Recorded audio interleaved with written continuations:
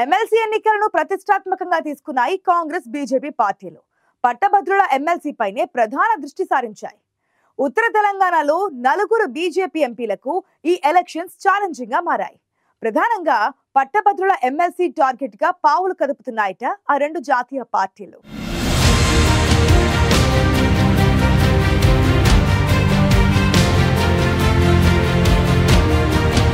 నిజామాబాద్, ఆదిలాబాద్, కరీంనగర్, మెదక్ ఉమ్మడి జిల్లాల teachers graduate ఎన్నికల పోరు రసవత్తరంగా సాగుతోంది. ఈ ఎన్నికలను బీజేపీ, కాంగ్రెస్ ప్రతిష్టాత్మకంగా తీసుకున్నాయి. రెండు జాతీయ పార్టీలు పోటాపోటీగా ప్రచారాలు చేస్తూనే మద్దతు కోసం అంతర్గత చర్చలు జరుపుతున్నాయట. ఆదిలాబాద్, కరీంనగర్, నిజామాబాద్, మెదక్ ఉమ్మడి జిల్లాల పట్టభద్రుల ఎమ్మెల్సీతో పాటు టీచర్ ఎమ్మెల్సీకి ఈ నెల 27న పోలింగ్ జరగనుంది. ఇప్పటికే నామినేషన్ల ఉపసంహరణ కూడా పూర్తయింది. మొత్తం 71 మంది అభ్యర్థులు బరిలో ఉన్నారు. గ్రాడ్యుయేట్ ఎమ్మెల్సీ నుంచి 56 మంది, టీచర్ ఎమ్మెల్సీ స్థానానికి 15 మంది అభ్యర్థులు పోటీలో ఉన్నారు. కాంగ్రెస్, బీజేపీ అభ్యర్థుల మధ్యనే ప్రధానంగా పోటీ నెలకొంది. పట్టభద్రుల ఎమ్మెల్సీని మరోసారి తమ ఖాతాలో వేసుకునేందుకు శాయశక్తులా ప్రయత్నం చేస్తోంది కాంగ్రెస్. మరోవైపు బీజేపీ ఎట్టి పరిస్థితుల్లో తమ సత్తా చాటేందుకు వ్యూహాత్మకంగా ముందుకు సాగుతోంది. బీఆర్ఎస్ పోటీలో లేకపోవడంతో నువ్వా నేనా అంటున్నాయి కాంగ్రెస్, బీజేపీ.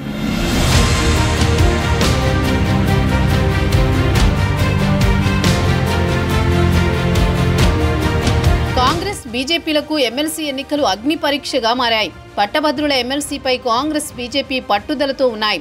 ఇందులో భాగంగానే కాంగ్రెస్ పార్టీ తమ ఎమ్మెల్యేలను, ప్రధాన నేతలను రంగంలోకి దింపింది. స్థానిక లీడర్లకు బాధ్యతలు అప్పగించింది. గ్రామాల వారీగా గ్రాడ్యుయేట్ ఓటర్ల లిస్టును అప్పగించింది. కాంగ్రెస్ అభ్యర్థి నరేందర్ రెడ్డిని గెలిపించేందుకు ప్రయత్నం చేయాలని ఆదేశాలు వెళ్లాయి. దీంతో కాంగ్రెస్ శ్రేణులు రంగంలోకి దిగాయి. ఎమ్మెల్సీ ఎన్నికల కోసం కాంగ్రెస్ పార్టీ చేరికలను ప్రోత్సహిస్తోంది. పార్టీలో చేరేందుకు కొందరిపై ఒత్తిడి కూడా తెస్తున్నట్లు చర్చ జరుగుతోంది. ఈ ప్లాన్ లో భాగంగానే ఇటీవలే డీఎస్పీ ఉద్యోగానికి రాజీనామా చేసి ఎమ్మెల్సీ బరిలో నిలిచిన గంగాధర్ ను పోటీ నుంచి తప్పుకునేలా ఒప్పించడంలో కాంగ్రెస్ సక్సెస్ అయ్యింది. గంగాధర్ కు కండువా కప్పి కాంగ్రెస్ లోకి ఆహ్వానించారు మంత్రి శ్రీధర్ బాబు.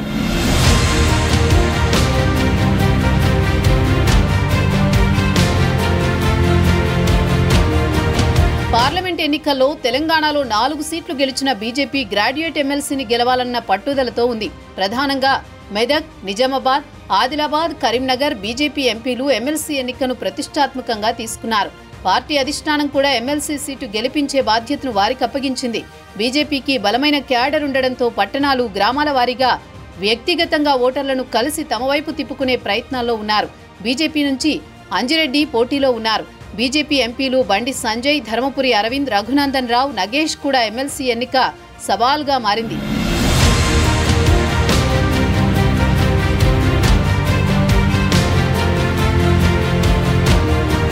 ప్రధాన పార్టీ అభ్యర్థులు నరేందర్ రెడ్డి, అంజిరెడ్డితో పాటు ప్రసన్న హరికృష్ణ ప్రచారంలో సత్తా చాటుతున్నారు. ప్రధానంగా ప్రైవేటు పాఠశాలల ఉద్యోగులు, ప్రభుత్వ ఉద్యోగులు, ఉపాధ్యాయులు, ప్రైవేట్ సంస్థలో పనిచేసే గ్రాడ్యుయేట్లతో ప్రత్యేకంగా సమావేశాలు పెడుతున్నారు ప్రధాన పార్టీల నేతలు. కాంగ్రెస్, బీజేపీ అభ్యర్థులు పోటీపడి ఓటర్లను నమోదు చేయించారు. టీచర్స్ ఎమ్మెల్సీ ఎన్నికల్లో కాంగ్రెస్ పార్టీ అభ్యర్థిని నిలబెట్టకపోయినా స్వతంత్ర అభ్యర్థికి మద్దతిస్తున్నట్టు ప్రచారం జరుగుతోంది. టీచర్స్ ఎమ్మెల్సీ స్థానంలో బీజేపీ అభ్యర్థి అంత బలంగా లేకపోవడంతో కాంగ్రెస్ పార్టీ పరోక్షంగా ఇండిపెండెంట్ కు మద్దతిచ్చి గెలిపించేందుకు కసరత్తు చేస్తున్నట్లు చర్చ జరుగుతోంది. ఏమైనా ఈసారి ఎమ్మెల్సీ ఎన్నికలు ఎప్పుడూ లేనంత ఉత్కంఠ రేపుతున్నాయి. స్థానిక పోరుకు ముందు జరుగుతున్న ఈ ఎన్నికలు రెండు జాతీయ పార్టీలకు సవాల్గా నిలుస్తున్నాయి.